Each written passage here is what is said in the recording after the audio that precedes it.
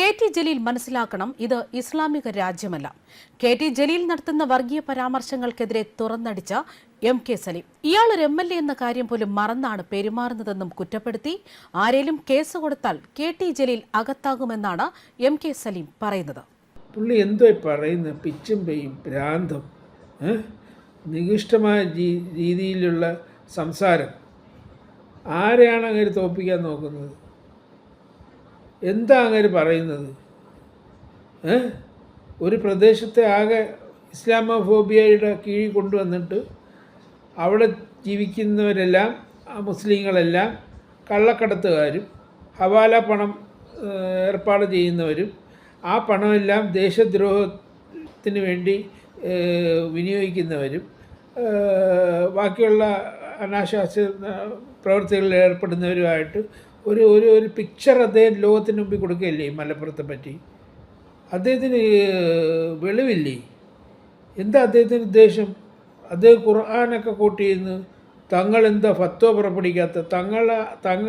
തങ്ങളെങ്ങനെ ഫത്വ പുറപ്പെടുവിക്കുന്നത്? ഒരു നിയമവ്യവസ്ഥയുള്ള രാജ്യത്താണ് നമ്മൾ ജീവിക്കുന്നത്. ഇത് ബ്രിട്ടീഷ് ഇന്ത്യ അല്ല, ഇത് ഡെമോക്രാറ്റിക് റിപ്പബ്ലിക് ഓഫ് ഇന്ത്യ. ഇവിടെ നിയമങ്ങളുണ്ട്. ആ നിയമങ്ങൾ എല്ലാവരും പാലിച്ചേ പറ്റൂ. സ്വർണം കടത്തുന്നതും ഹവാല പണം ഏർപ്പാട് ചെയ്യുന്നതും കൊണ്ടുവരുന്നതും എല്ലാം നിരോധിച്ചിരിക്കുന്നൊരു നാടാണ്. അത് ക്രൈമാണ്. അത് അങ്ങനെ ചെയ്തു കഴിഞ്ഞാൽ ആരായാലും നിയമത്തിന് മുമ്പിൽ കൊണ്ടുവന്നു കഴിഞ്ഞാൽ തീർച്ചയായിട്ടും അവർ ശിക്ഷിക്കപ്പെടും. അവിടെ ഇസ്ലാമോഫോബിയൊന്നും ഇല്ല. പിന്നെ മലപ്പുറത്തുള്ളവരെല്ലാം മുസ്ലിങ്ങളാണ്. അതുകൊണ്ട് എന്തുകൊണ്ട് തങ്ങൾ ഒരു ഒരു ഒരു ഫത്വ പുറപ്പെടുവിക്കുന്നില്ല, ഇതിലേർപ്പെടരുതെന്ന്? എന്തൊരു വിരോധാഭാസമാണ്! തങ്ങളെ വെല്ലുവിളിക്കുകയില്ല. ഇന്ന് ആലോചിച്ച് നോക്ക്. ഖുർആനിലൊക്കെ പറഞ്ഞിട്ടില്ലേ? ഖുർആനിൽ പറയാത്തതുകൊണ്ടാണ് പറയുന്നത്. ഖുർആനൊക്കെ കോട്ട് ചെയ്ത് ഖുർആനിൽ ഒരുപാട് കാര്യങ്ങൾ പറഞ്ഞിട്ടുണ്ട്. എല്ലാം നടപ്പിലാക്കാൻ പറ്റുമോ കേരളത്തിൽ? ഖുർആനിൽ പറഞ്ഞിട്ടുണ്ട് സൗദി അറേബ്യയിൽ അവിടെ കൊലക്കുറ്റം ചെയ്യുന്നവർ തല വെട്ടണമെന്ന്. അവിടെ തല വെട്ടുന്നുമുണ്ട്. അതാണെങ്കിൽ ഇവിടെ കൊലക്കുറ്റം ചെയ്യുന്നവർ തല വെട്ടാൻ പറ്റുമോ?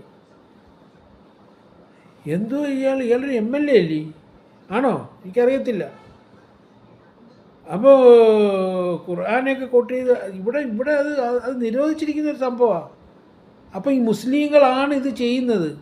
മലപ്പുറത്തുള്ള മുസ്ലിങ്ങളാണ് അതുകൊണ്ടാണ് അവിടെ ഏറ്റവും വലിയ ക്രൈം റേറ്റ് നടക്കുന്നത് എന്നും പറഞ്ഞുകൊണ്ട് ഹീനമായ ഒരു വാക്കുകളാണ് അദ്ദേഹം ഉപയോഗിക്കുന്നത്. ആരാണ് അങ്ങനെ പ്രീതിപ്പെടുത്താൻ നോക്കുന്നത്? ആദ്യം അൻവർ കുറേ പ്രശ്നങ്ങളുമായിട്ട് ഇറങ്ങിയപ്പോഴത്തേക്ക് അൻവറിനെ സപ്പോർട്ട് ചെയ്ത് സംസാരിച്ചു. കുറച്ച് ദിവസം കഴിഞ്ഞപ്പോഴത്തേക്ക് അൻവറിനെ എതിർത്ത് സംസാരിക്കുന്നു. ഇവർക്ക് എന്തെങ്കിലും ഒരു സ്റ്റാൻഡുണ്ടോ? ഇങ്ങനെ ആരെ പ്രീതിപ്പെടുത്തുന്നത്? ഹിന്ദു ദിനപത്രത്തിൽ വന്ന മുഖ്യമന്ത്രി പിണറായി വിജയൻ്റെ ആ സ്റ്റേറ്റ്മെൻറ്റാണ് അദ്ദേഹം കോൺക്രീറ്റ് ആക്കാൻ നോക്കുന്നത്. മുസ്ലിങ്ങളെല്ലാം, അതും എസ്പെഷ്യലി ഒരു മലപ്പുറത്തെ മുസ്ലിങ്ങളെല്ലാം കുഴപ്പക്കാരാണ്, അവരെല്ലാം സ്വർണം കടത്തുന്നവരാണ്, ഹവാല പണം ഏർപ്പെടുന്നവരാണ്, അവർ ആ പണമെല്ലാം അവർ ഈ ദേശദ്രോഹത്തിന് വേണ്ടിയാണ് ഇവർ പ്രയോഗിക്കുന്നത്. ഒരു സെപ്പറേറ്റ് സ്റ്റേറ്റ് പോലെ ഉണ്ടാക്കുന്ന ഒരു പ്രതീതിയൊക്കെ കൊടുക്കുന്ന രീതിയിലും RSSനെ പ്ലീഡ് ചെയ്യുന്ന ഒരു രീതിയിലാണല്ലോ ഒരു PR-നെ വെച്ച് അത് ചെയ്തത്. അവസാനം ഞങ്ങളല്ല, ഞങ്ങൾക്ക് PR ഇല്ല, PR എഴുതി കൊടുക്കുന്ന എഴുതാനാണ് ഹിന്ദു ഇരിക്കുന്നത്. എന്തുകൊണ്ട് അങ്ങനെയാണ് ഹിന്ദു പത്രത്തിനെതിരെ കേസ് എടുക്കുന്നില്ല? PR ഇല്ലെന്ന് പറഞ്ഞു കഴിഞ്ഞാൽ PR എഴുതി കൊടുത്തതെന്ന് അവർ തന്നെ പറയുന്നത്. അപ്പോൾ എന്തുകൊണ്ട് is not taking a case against Hindu ദിനപത്രം?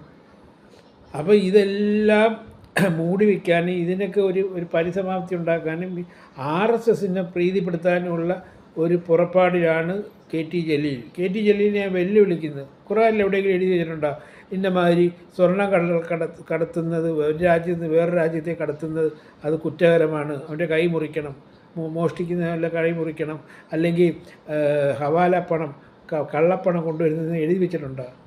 ഇതെന്തോ വാട്ട് ഈസ് അപ് ടു? പുള്ളി എന്തോ ഉദ്ദേശിക്കുന്നത്? അപ്പോൾ പുള്ളിക്ക് എങ്ങനെയെങ്കിലും മുസ്ലിം ലീഗിനെ അവിടെ ഇല്ലാതാക്കണം, മുസ്ലിം ലീഗിൻ്റെ കോട്ട പൊളിക്കണം. എന്നിട്ട് പിണറായി വിജയന് പുള്ളിക്ക് അവിടെ നേട്ടം ഉണ്ടാക്കി കൊടുക്കണം.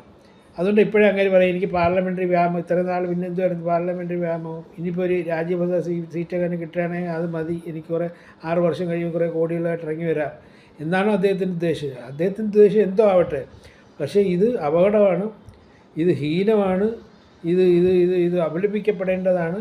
ഇത് ഫോർ ഇൻസൈറ്റിംഗ് വയലൻസ്. ഇത് രണ്ട് ധ്രുവങ്ങളാക്കാണ്. ഹിന്ദു മുസ്ലിം ഫൈറ്റ് ഉണ്ടാക്കാനാണ്. അപ്പോൾ ഹിന്ദുക്കൾ പറയത്തില്ല കണ്ട മുസ്ലിങ്ങൾ മൊത്തം കുഴപ്പക്കാരാണ്, അവരാണ് ഈ കള്ളക്കടത്ത് നടത്തുന്നത്, അവരാൾക്കാർ തന്നെ പറയുന്നു എന്ന് പറയിപ്പിക്കാൻ വേണ്ടി മാത്രമാണ് മുസ്ലിം ലീഗിനെ താറടിക്കാനും അതും തങ്ങളെപ്പോലുള്ള ഒരാളെ വെല്ലുവിളിച്ചുകൊണ്ട് തങ്ങൾ ഫത്വ പുറപ്പെടുവിക്കാൻ ആര് പറയാം തങ്ങൾ ഫത്വ പുറപ്പെടുവിക്കണം, തങ്ങൾ ഫത്വ പുറപ്പെടുവിക്കുന്നത് എല്ലാവരും ഈ ജാതി വ്യവസ്ഥയല്ലല്ലോ, എല്ലാവരും നിയമവ്യവസ്ഥയ്ക്ക് അതീതരാണ്. All are equal before law എന്ന ആർട്ടിക്കിൾ 14 ഇന്ത്യൻ കോൺസ്റ്റിറ്റ്യൂഷനിൽ പറയുന്നത്. അപ്പോൾ അതുകൊണ്ട് ഇങ്ങനെ പേരിൽ കേസെടുക്കണം ഫോർ ഇൻസൈറ്റിംഗ് വയലൻസ്. ആരുടെ പേരിൽ? KT ജലീലിൻ്റെ പേരിൽ. ഒരു ഇസ്ലാമോഫോബിയ ക്രിയേറ്റ് ചെയ്യുന്നതിന് വേണ്ടി ഒരു പ്രദേശത്തെ ആകെ മതവൽക്കരിച്ചുകൊണ്ട് അവിടെ ഉള്ളവരെല്ലാം കൊള്ളക്കാരും കള്ളക്കടത്തുകാരും ഹവാല പണം ഏർപ്പാട് ചെയ്യുന്നവരാണെന്ന് പറഞ്ഞ് ബാക്കിയുള്ളവരെ അന്യമതസ്ഥരെ കൊണ്ട് പറഞ്ഞ് പ്രശ്നങ്ങളുണ്ടാക്കാനും വയലൻസ് ക്രിയേറ്റ് ചെയ്യാനും ഒരു ഒരു ഒരു ഒരു അദ്ദേഹത്തിൻ്റെ ഉദ്ദേശം എന്താണെന്ന് നമുക്ക് മനസ്സിലാവാത്ത. അതുകൊണ്ട് തീർച്ചയായിട്ടും അയാളുടെ പേരിൽ കേസെടുക്കണം. അതല്ലെങ്കിൽ ആരെങ്കിലും കോടതിയിൽ പോയിട്ട് ഇങ്ങനെ വയലൻസ് ഇൻസൈറ്റ് ചെയ്യുന്ന ആളാണ് എന്നും പറഞ്ഞുകൊണ്ട് കോട്ട് ചെയ്തുകൊണ്ട് പോയി കഴിഞ്ഞാൽ തീർച്ചയായിട്ടും അയാൾ അറസ്റ്റ് ചെയ്യും, യാതൊരു സംശയമില്ല.